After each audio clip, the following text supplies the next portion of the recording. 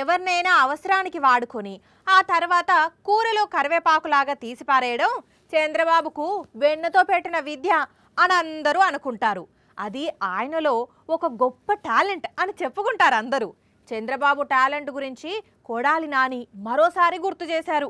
పెద్ద ఎన్టీఆర్కే కాదు, ఏదో ఒక రోజు జూనియర్ ఎన్టీఆర్కు కూడా చంద్రబాబు స్పాట్ పెడతాడు అని అన్నారు. ఎన్టీఆర్ని సర్వనాశనం చేయడమే కాదు, జూనియర్ ఎన్టీఆర్ 2009 ఎన్నికల్లో తిప్పుకున్నాడు.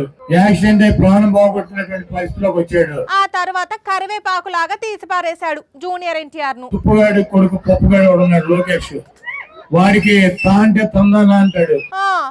అయితే లోకేష్ కోసం చంద్రబాబు జూనియర్ ను కరివేపాకు చేశారంటారా?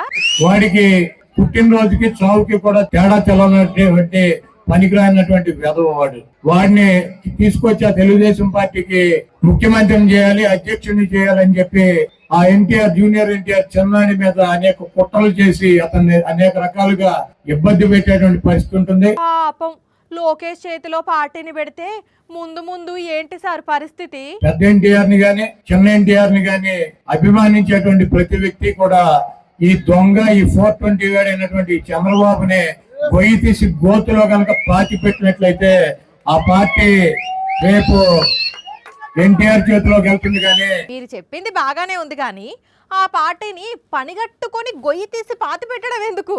ఆ పనేదో లోకేష్ చూసుకుంటాడు కదా అని అనుకుంటున్నారు జనాలు.